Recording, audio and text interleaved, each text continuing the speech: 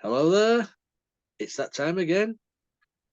Susan and myself are sitting down to talk about another movie, and this one is a Hitchcock classic, one of his best. It's North by Northwest, starring the enigmatic Cary Grant, Eve Marie Saint, and James Mason as Mr. Van Damme. It's all about mistaken identity. That's how it starts. Um, Cary Grant's character, what's his name? Roger Thornhill is mistaken for someone else, and his life is turned upside down. So we'll go over to Susan for her opening thoughts on North by Northwest. All right. Well, it was from 1959, Yep. and it was the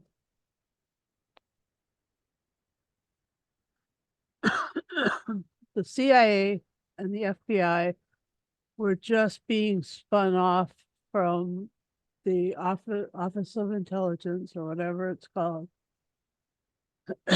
because of World War II. There used to be one thing, and then it spun off a bunch of other things, like the NSA, the FBI, and CIA, and it tells, like, Thornhill was he was mistaken for Casal, or what was it? No. He was mistaken for this other fellow, and then his sorry about this. I don't mean to cough all the time. I just Yeah, anyway, he was probably one of the most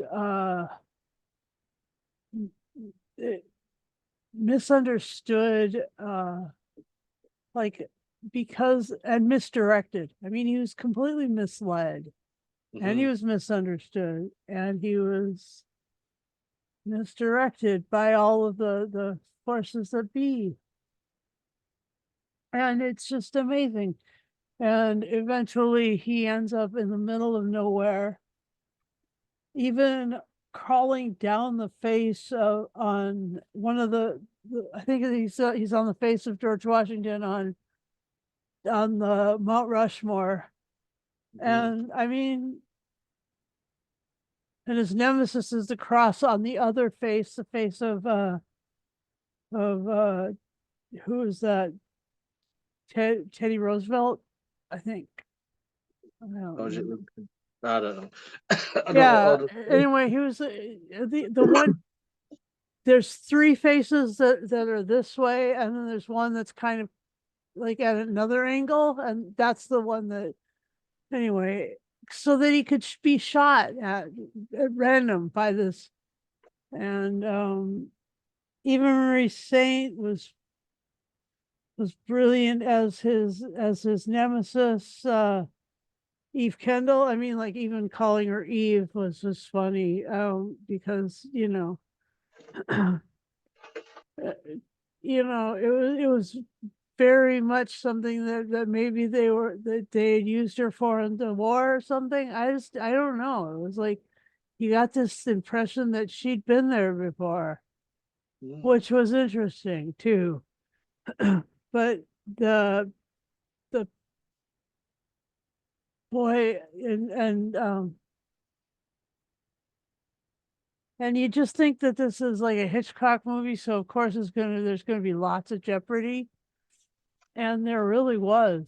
I mean, besides crawling down the face of a rock cliff, basically, you also have him being dive bombed by a crop dusting plane out in the middle of the Nowheresville. But it's just really cool, and it is it is a fun romance story. It's got lots of, like, train bits and you know, it's just emotionally satisfying that they take the time on the train to really, get to know one another, sort of, Mhm. sort of. But it's just like that's fun, and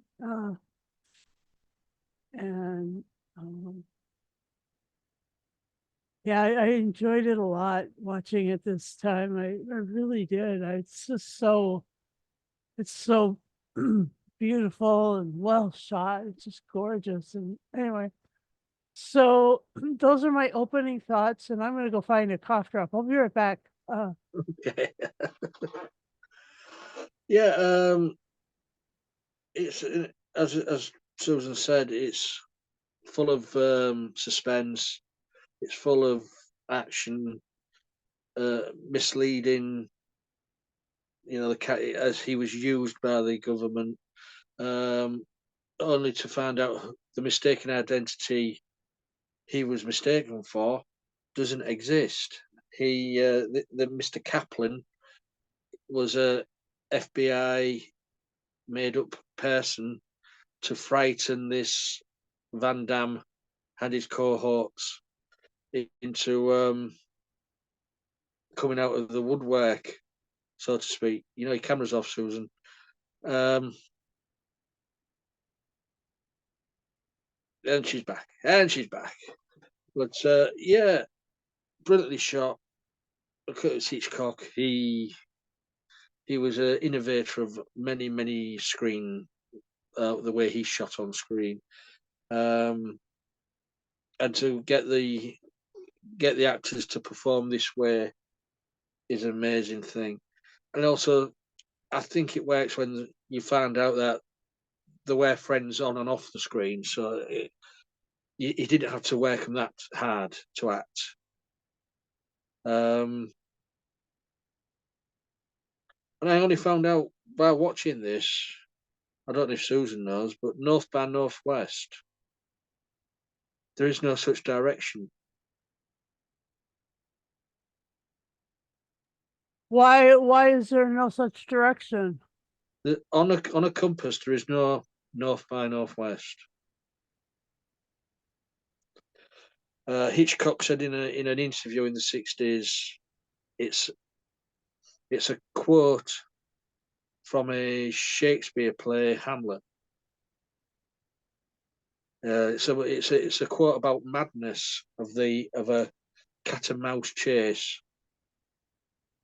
Something about neither North by Northwest, and Oh, that's where he got the title from, North by Northwest. But there's no North by Northwest on a compass. so it would be west northwest. I don't know, but Okay. as I say, North by Northwest isn't really mentioned in the movie. No, the Um, direction is not. no, uh, so that's why I looked it up. I thought, well, why is it called that? And it's a quote from a Shakespeare play. It's Oh, about mad. It's all about madness of the cat and mouse chase in the Hamlet play or something like that. oh, Um, cool. yeah, and also we get a Hitchcock cameo as always. Did you see him? Yeah, right in New York at the very beginning. The bus doors shutting. Trying to get on a bus. Yeah. Yeah, it's yeah. I mean, I vaguely remember watching this because the Mount Rushmore scene always sticks in my head. And then watching this, and when it came to the Mount Rushmore, I thought, yes, and this is where I've seen this scene. It's North by Northwest. Um, an amazing set because it wasn't the real Mount Rushmore. You weren't allowed to climb on Mount Rushmore. Oh, So what they did was film, make a little small set, and then the rest of it was matte oh, wow. Cool. background. And you can't tell. Cool. You can't. No, no, you can't. Um, and I've got to also mention we've got in here Martin Landau in this Oh, movie. yeah. I mean, for me, it'll be forever Commander Koenig out of Space 1999. Hmm. but but Martin Landau here as one of the villains. And then you've also got Leo G. Carroll as the professor of the FBI Mm-hmm. person. For me, he'll always be the chief from The Man from Uncle, Uh-huh. giving Napoleon Solo and Ilya Kuryakin their assignments. Uh-huh. Um, and of course, another wonderful British actor, James Mason,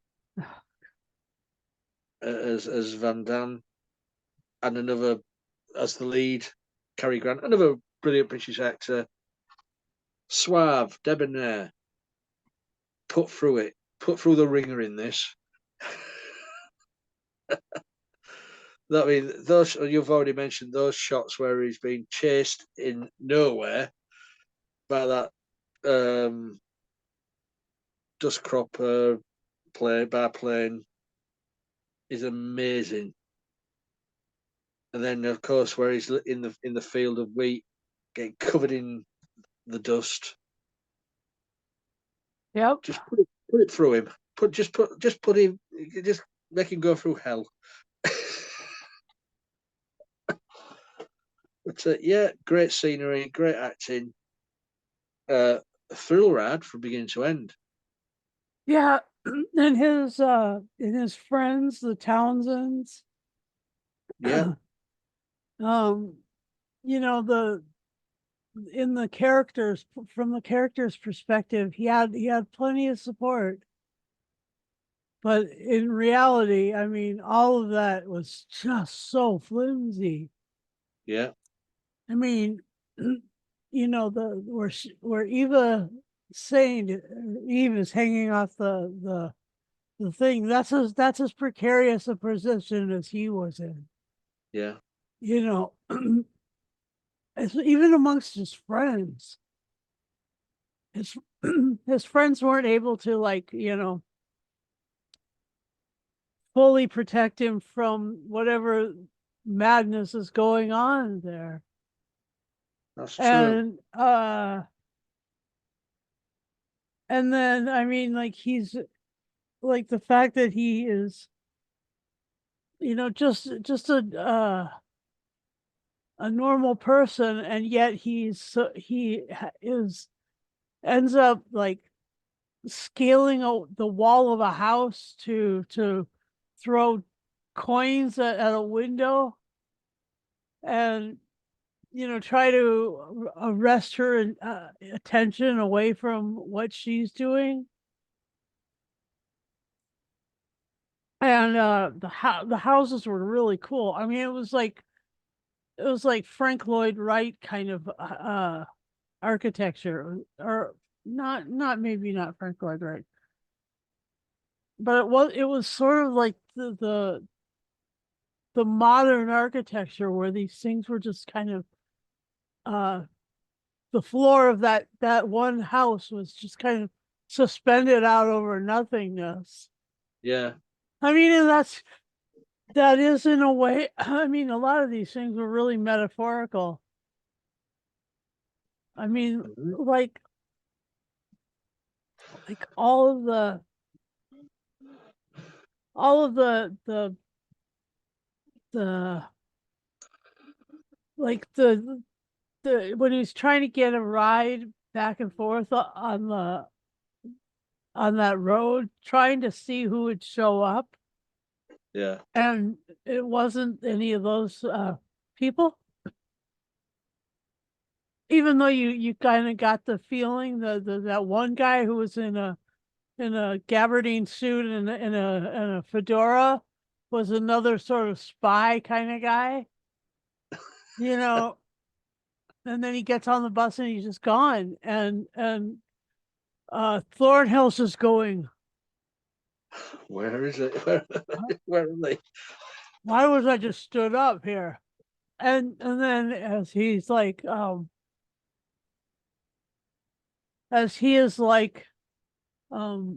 you know,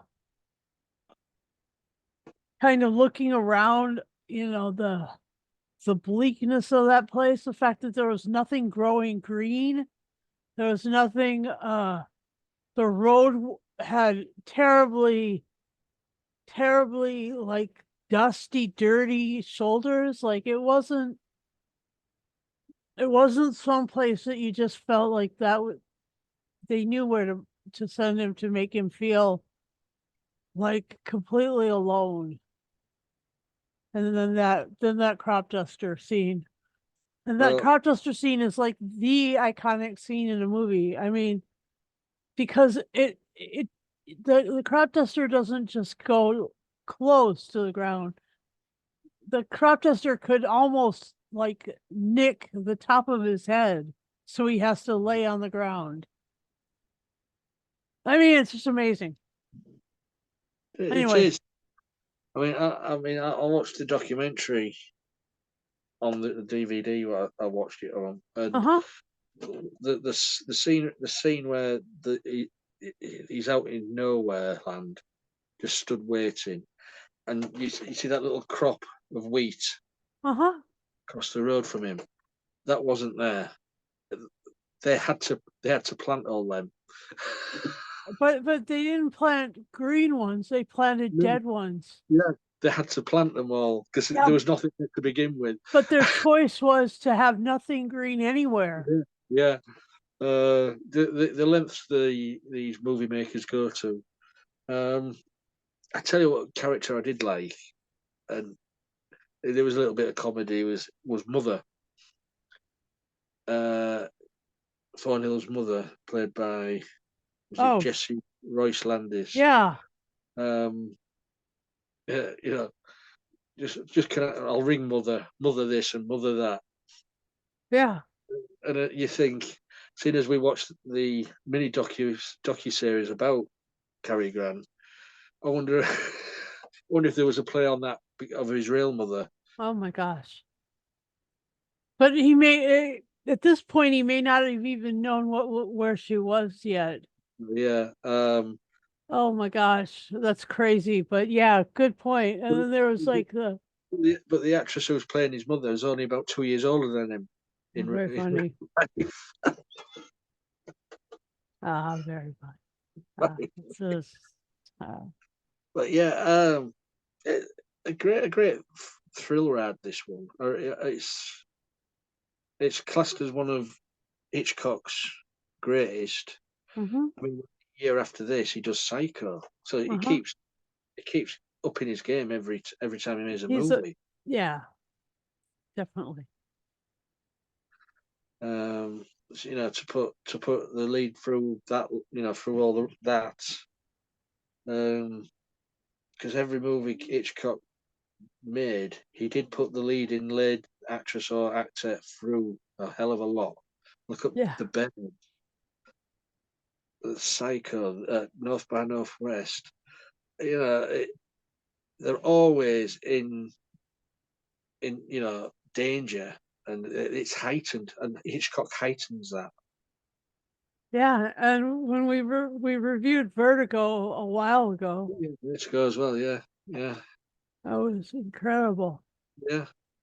He was a master of it, Oh my God. master. Yes, I agree. Hitchcock was fantastic at that. And in this also there was the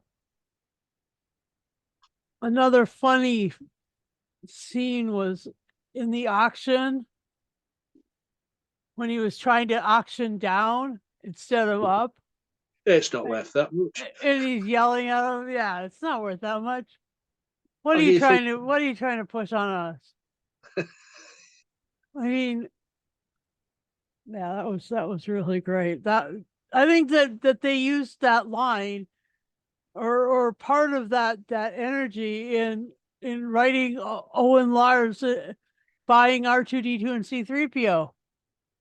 I mean, Yeah. oh, this is not worth this much. What are you doing? What are you trying to pull? I just think that like that was so funny, and I'd forgotten that auction was hilarious, and it was really awkward. It was funny. It was the timing was perfect. Oh my gosh. You see, this is it. You see, people forget with Cary Grant, he was great at comedy. Hmm. he was because that's I think he sort of started out in the comedy side of it. That Mae West movie he was with, and Uh-huh. you know, come up and see me sometime. Mhm. Yeah, and yes, that's who he said it to, folks. But yeah, he started out. I mean, Arsenic and on Lace, which we Uh-huh. reviewed a few years ago. Comedy. He was great in that. If you Oh, can that play, was so great. if you can play comedy so good, you can do these sort of movies. Yeah. Once you've mastered comedy, you can do thrillers, you can do drama. Look at Robin Williams. Hmm. He was so brilliant in these dark roles, but he came from comedy. Yep. So it's not the other way around. If you can, grab all that comedy and make it your own, the world's your oyster. You can do any of the other stuff Yep. because they always say comedy is the hardest thing to play. Yeah, it was definitely amazing. I mean, Yeah, I it's just, an amazing movie, and I can see why most people say it's one of Hitchcock's best. It's yeah, one of Cary Grant's best, yeah. and I wish I looked like that at that age. He's in this movie. He's 55. Uh-huh. That's just a year off me. Uh-huh. Look at me. Look at me. I don't look anything like it. Uh-huh. I ain't got the greens. And the other part that was really amazing was the hospital part where they are trying to there's the two rooms on either side of the hallway. There's that old trope, and that became like a something that a lot of motion pictures and TV shows use, is like hiding it like next door or across the hall or whatever. Yeah. That was so great. And yeah, that was fantastic. I I really liked the how I mean, there was awesome cinematography, and it was cut really well. It was Yeah. The sound was amazing. Yeah. Also, as well, there was a sort of. Uh, 'Cause I saw the documentary, and after it was mentioned, I thought, oh yeah, it was a little throwaway line what James Mason did when Martin Landau's character Leonard held a gun up at him near the end, and James Mason, because he was saying about Eva Marie Saint's character, um, James Mason sort of took it as he's got feelings for him Uh-huh. because he said, "Oh, I'm flattered." Uh-huh. So there was a bit of back then in 1959. There was a little let's put a little hint of homosexuality there for the Leonard's character. Yeah. Just let's just a little put it in. He was flat, and then he shot the gun with the blanks. Uh, yeah, every time you look at this, there's always something new. What you notice, or something you see, Oh, something when you read another something. funny line was he's wearing sunglasses, he's being questioned by the officer, and the officer has like the picture of him, and he's and his sunglasses sort of like keep his face covered. Yeah, And oh, is there something wrong with your eyes? And he's like, yeah, they're allergic to questions. Just yeah. nailed it. That was so funny. It's like every time you in a different scene, there's always something else you notice. Little things, but yeah, little quotes like that are an amazing thing in this movie. So I mean, we'll go back to the Mount Rushmore thing. I don't think that was ever done in a movie before. Get taking an iconic American landmark and making it the final, the what do you call it?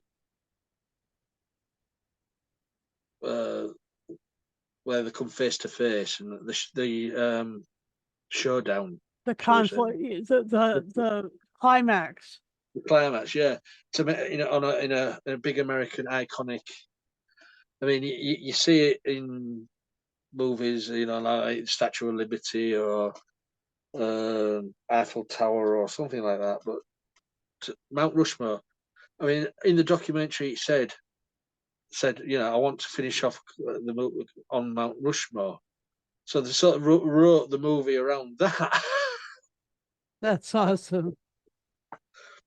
But yeah, anything else you want to say? North by Northwest. Oh yeah, the point where he was driving completely blotto because they'd like force fed him a whole bottle of bourbon, and he was able to drive down the mountain for the Yeah, most part. But he had a nice Mercedes that he was driving. And then of course, like it came to a head with the cops. I just thought that was really cool. off to the station to walk that straight line.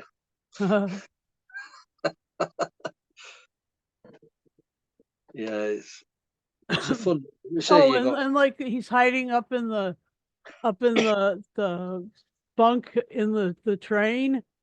Mhm. But if you push it in, it collapses to like this little spot. There's probably no room at all. Oh my gosh, that was fun I too. want to ask you though, what did you think to the ending? Um, Where she's hanging off Mount Rushmore, and mhm. it's, I've got you, and then the next minute they're on a train. Yeah. Yeah, it was just a metaphor for her life. I thought it was a sexual metaphor, to be honest. I've got you, I've got you. Train going in tunnel. Oh, oh, okay. All right. Hmm. Okay. That's what Good. I read it as. Good one, Lee. Good one. You weren't There allowed was a to talk. lot there was an awful lot of train like that sort of energy. Big Mm. penis envy or big penis energy or whatever. Yeah, I just thought it's a bit when one minute and then it cuts to the train where are they married or are they just in a relationship Yeah. and then all of a sudden the train's just going in the tunnel. I thought, oh right. Uh-huh. Uh-huh. Uh, yeah. So anything else about North by Northwest? Um yeah, that's it. That's pretty much it. Mhm. I like Hitchcock movies. I think that Hitchcock is really he's really super amazing, super creative. Mm. And so I'm boy, I have a hard time counting anything wrong with anything that he does. So uh yeah, that's a problem with me being a reviewer on this podcast because for crying out loud, I ain't gonna say nothing's bad. Well, if there's something you don't like, you've got to say it, haven't you? You can't say everything's wine and roses, can you? Well, right, but this case there's a hell of a lot that is wine and Mm. roses. Mm. Okay then. So what's your final saying score then? 10 out of 10. Um, luggage compartment beds in the train. I paid I have this book that I'm trying to read. No, it's not very good. Oh, you know what I mean? Nudge, nudge, wink, wink. That's Yeah. such a good. That was a good conversation too. My book, I just started a book that I don't really like. Are you coming back with me? Eve was so cool. Oh my god. She was, yeah, and you didn't really know what was going on with her to begin with. Right? So, so it was a well-rounded character that. Mm-hmm. Yep. So, That's so me. That's my 10 out of 10. what What are shall you I gonna do? do? What shall I do? I'm gonna give this 10 non-existent compass directions out of 10. Yeah, Yeah, I'll ask somebody who flies look, planes. North by Northwest doesn't exist. It's not a direction on a compass. All right. So yeah, so we've agreed on something then, Susan. All right. Well, It's a damn good movie. yeah, it was bound to happen. You're making him run again, aren't you? Yeah.